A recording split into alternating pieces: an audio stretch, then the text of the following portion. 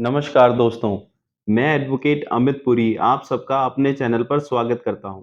दोस्तों, आज इस वीडियो में हम बात करेंगे आईपीसी की धारा 306 अबेटमेंट टू सुसाइड यानी कि आत्महत्या के लिए उकसाने के मामले में आई माननीय Punjab and Haryana high court की एक खास जजमेंट के बारे में। दोस्तों, आजकल बहुत बार देखने को मिलता है कि लोगों का आपस में पैसों को लेकर लेन-देन होता है और बहुत बार पैसे लेने वाला पैसे वापस ना दे पाने के कारण आत्महत्या कर लेता है और सुसाइड नोट में जाते-जाते उधार देने वाले का नाम लिख जाता है कि पैसे माँगने के कारण, धमकियाँ देने के कारण वह सुसाइड कर रहा है और ऐसे में पैसे देने वाला खामखा बिना मतलब से झूठे केस में 306 के खतरनाक केस में फंसकर रह आईपीसी की धारा 306 को लेकर आई Punjab and Haryana high court की यह खास जजमेंट उन लोगों के लिए एक बहुत बड़ा रिलीफ है जिन्हें 306 के झूठे एफआईआर्स में फंसाया गया है, झूठे केसेस में फंसाया गया है। हाई कोर्ट की इस खास जजमेंट के बारे में डिटेल में बात करेंगे, देखेंगे इस केस में क्या दलीलें दी गई हैं, कोर्ट द्वारा क्या टिप्पणियां की गई हैं।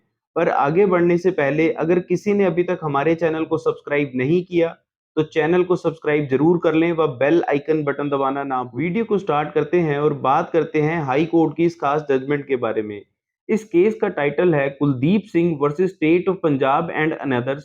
यह जजमेंट दी गई है जस्टिस जसजीत बेदी जी की बेंच द्वारा। इस केस के फैक्ट्स थे, इस केस में मृतक व पिटिशनर व अन्य साथियों के बीच पैसों को लेकर लेन देन था और पैसों के लेन देन को लेकर मृतक ने पिटिशनर को व अन्य साथियों को सिक्योरिटी के तौर पर ब्लैंक चेक्स दे रखे थे। इसी दौरान मृतक ने पिटिशनर व अन्य लोगों को पैसे का भुगतान करना बंद कर दिया, पैसे वापस देने बंद कर दिए।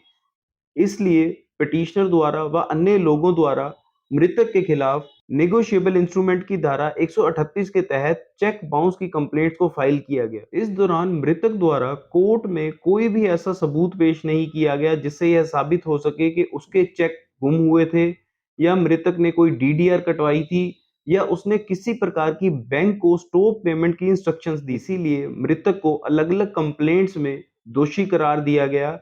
हालांकि मृतक द्वारा अपील्स फाइल की गई जो कि खारिज हो गई। इसी दौरान मृतक ने सुसाइड कर ली। इस दौरान मृतक का लिखा सुसाइड नोट भी सामने आया।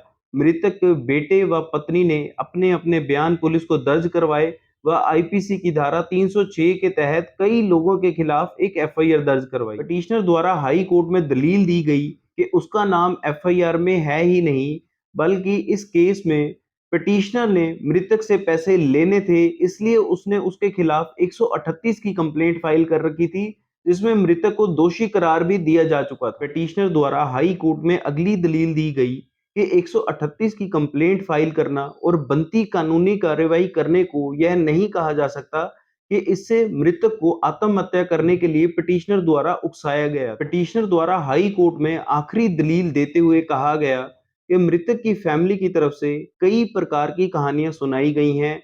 यह स्पष्ट नहीं हुआ कि पिटिशनर व अन्य के पास चेक्स कैसे आए। अगर उसके साथ किसी प्रकार की कोई चीटिंग हुई थी तो क्या इस चीज को लेकर किसी प्रकार की एफआईआर मृतक या उसकी फैमिली की तरफ से पिटिशनर व अन्य लोगों के खिलाफ दर्ज करवाई गई थी। स्टेट द्वारा कोर्ट में दलील दी गई कि इस केस को बियॉन्ड रीजनेबल डाउट साबित किया जा चुका है और एफएसएल रिपोर्ट में भी यह साबित हो चुका है कि जो सुसाइड नोट है वह मृतक की हैंड राइटिंग में ही है, वह उसके द्वारा ही लिखा गया था। इस केस के सारे फैक्ट्स व एविडेंस को जांचने परखने के बाद माननीय हाई कोर्ट ने टिप्पणी करते हुए साफ कहा कि इस केस में बेशक पिटिशनर का नाम एफआईआर में पहले दर्ज नहीं था और इस केस में सुसाइड नोट में भी पिटिशनर के खिलाफ कोई स्पेसिफिक रोल एट्रीब्यूट नहीं किया गया। हाई कोर्ट ने हाई कोर्ट की ही एक judgment Harbhajan Sandhu versus state of Punjab का जिक्र करते हुए साफ किया कि सिर्फ सुसाइड नोट में नाम होने से यह साबित नहीं हो जाता कि किसी को मरने के लिए उकसाया गया है। हाई कोर्ट ने सबसे अहम टिप्पणी करते हुए कहा कि इस केस में पिटिशनर ने मृतक से पैसे लेने थे।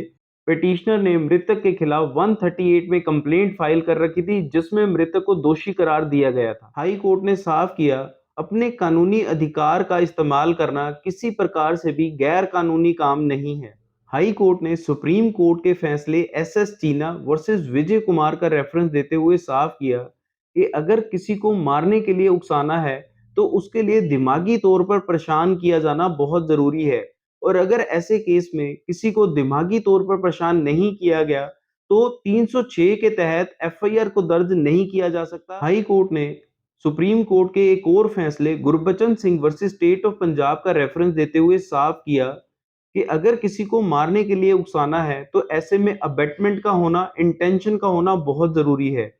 और अगर इस केस में इंटेंशन मिसिंग है, अबेटमेंट मिसिंग है, तो 306 के तहत कार्रवाई नहीं की जा सकती, किसी को दोषी करार नहीं दिया जा सकता। हाई कोर्ट ने फाइनल टिप्पणी करते हुए साफ किया कि पिटिशनर का नाम एफआईआर में नहीं था, सुसाइड नोट में उसका कोई स्पेसिफिक रोल नहीं था और 306 के जो जरूरी इंग्रेडिएंट्स हैं वह सभी मिसिंग हैं। इसीलिए पिटिशनर के खिलाफ एफआईआर को खारिज कर दिया गया। दोस्तों, यह कहना बिल्कुल गलत नहीं होगा कि यह जजमेंट उन लोगों के लिए एक बहुत बड़ा रिलीफ लेके आई है जो 306 के झूठे केसेस में फंसे हुए हैं, जिन्हें 306 के केसेस में फंसाया गया है।